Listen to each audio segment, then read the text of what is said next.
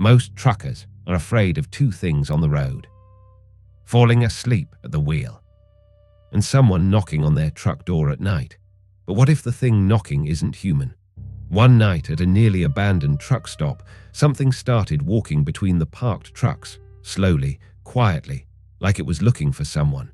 And when it reached my cab, it called me using my own voice. So take a deep breath, turn down the lights, and let's dive into the story. I never believed in things that hide in the dark. Not until I spent one night at a dead truck stop in western Nebraska, listening to something walk slowly between the parked rigs like it was choosing which one of us it wanted. I've been driving long haul for almost 11 years. By the time this happened, I'd seen enough strange things on the road to stop asking questions. Broken down cars on empty shoulders, people standing where no one should be standing, rest areas so quiet they felt abandoned even when they were full. But this was different. This felt deliberate. I was hauling frozen food from Salt Lake to Des Moines, running behind because of weather. Nothing dramatic, just freezing rain in patches and enough wind to keep both hands tight on the wheel for most of the night. Around midnight, I was already past tired. My shoulders were locked up, my eyes were hot, and I still had a little over 3 hours before my planned stop. Then my fuel gauge started dropping faster than I expected. Not dangerously low, but low enough that I didn't want to gamble in the middle of nowhere. I got off at the next exit I saw. The sign advertised fuel, food, and parking. That was good enough for me. The place sat a little off the highway, down a frontage road with no streetlights. I remember thinking it looked darker than it should have. Even before I turned in, I could tell something was off. Half the lot lights were dead. The diner windows were black. The fuel island was open, but only one overhead light was working, and it buzzed like it had flies trapped inside it. There were trucks parked all along the back row, maybe 15 of them, enough that the place didn't feel empty, but not enough to feel safe either. I fueled up, parked near the far end, and killed the engine. The silence hit me right away. Anyone who drives knows trucks are never really quiet. Even parked, there's always something. Idle rumble, air brakes sighing, refrigeration units kicking on, doors slamming in the distance. But that night after I shut down, it felt like the whole lot was holding its breath. I cracked the window and listened. Nothing, not a voice, not a radio, not even highway noise, though the interstate couldn't have been more than half a mile away. I told myself I was just tired. I pulled the curtains halfway, ate a gas station sandwich I regretted immediately, and checked my phone. No signal, not even one bar. That was annoying but not unheard of. I set an alarm for 4:30 and leaned back in the seat. That's when I heard the first sound. Tap, not on my truck. Somewhere outside. A few seconds passed. Then again. Tap, tap, tap, slow, uneven, like footsteps but wrong somehow. Too light to be boots, too deliberate to be an animal. I sat up and looked through the gap in the curtain. At first I saw nothing except the side of the truck parked beside me and the weak spill of light from the lot pole a few spaces down. Then something moved, not a full shape. Just a narrow darkness slipping between two trailers farther down the row. I frowned and waited for it to appear again. It didn't. I almost laughed at myself. Some driver walking around, maybe checking straps, maybe looking for the restroom. I lay back down. A minute later, there was a sound right beside my truck. Not a tap this time, a soft drag, like fingertips moving along corrugated metal. It started near the back of my trailer and moved forward slowly, inch by inch, all the way toward the cab. I froze. Every little sound inside the truck suddenly felt too loud. My own breathing, the click of cooling metal under the dash, the faint creak of the seat under my weight. The dragging stopped directly below my door. Then came 3 slow knocks. Knock, knock, knock. I didn't move. There's no good reason anyone should be knocking on your cab at 1 in the morning in a half-dead truck stop. If it's an emergency, they yell. If it's another driver, they usually call out. This thing just knocked. Then it walked away. I heard it clearly this time. Footsteps on gravel and all-stained pavement. Not heavy, not rushed. Just measured little steps moving between the parked trucks. I grabbed the flashlight I keep in the side pocket and eased the curtain back an inch. Nothing near my door. But farther down, I saw movement again. A figure passing through the narrow lanes between trailers, sometimes visible for a second, sometimes gone. It looked too tall. That was my first real thought. Not huge, not monster tall, just wrong for the shape it had. Like it was thin enough to slip between mirrors and fuel tanks without turning sideways. I watched it move past one truck, then another. And then I noticed something that made my stomach tighten. None of the other cab lights were on, not one. Usually, if someone's wandering around at night, somebody notices. A curtain twitches, a dome light flips on, a door cracks open, nothing. Every truck in that row looked sealed and dead. I told myself I was being stupid. Maybe everyone was asleep. Maybe I was looking at a trick of the light. Then my CB crackled. It was so sudden I nearly dropped the flashlight, just a burst of static at first. Then a voice came through, low and strained. "Don't open your door." I snatched the mic. "Who is this?"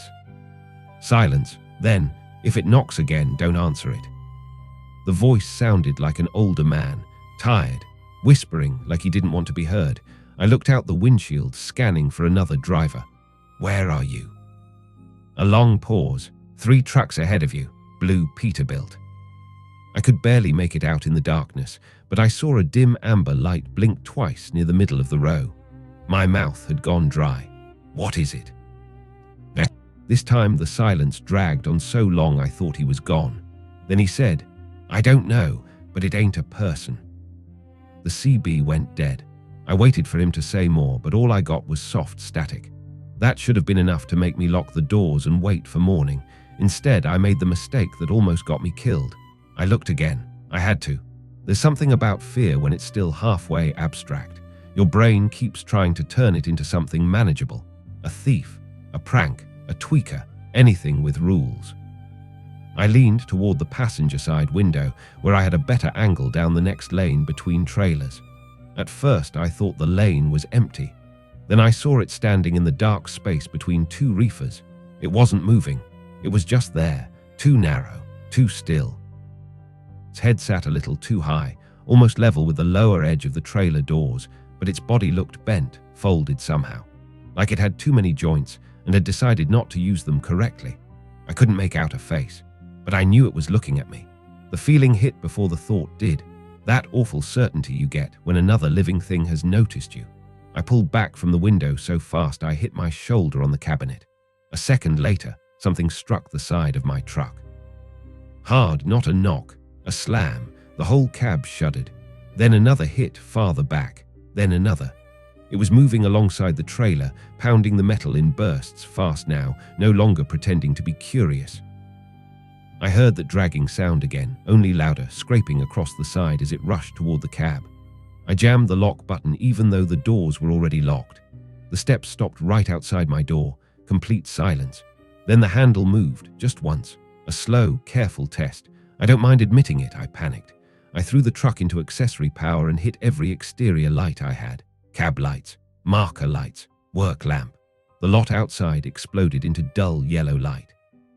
For a split second I saw it, not clearly, just enough. Long arms, pale skin stretched too tight over its face, eyes reflecting nothing, and legs bent backward for one impossible instant as it twisted away from the light and vanished between the trucks. I yelled into the CB. I saw it. The older driver came back immediately, voice shaking now. "Keep your lights on. Don't let it get close in the dark." "What the hell is it?" I said I don't know. Then his voice dropped even lower. "It tried my door an hour ago." I stared through the windshield, heart slamming so hard I could hear it. "Call the police." "No signal." "Then start your truck and get out of here."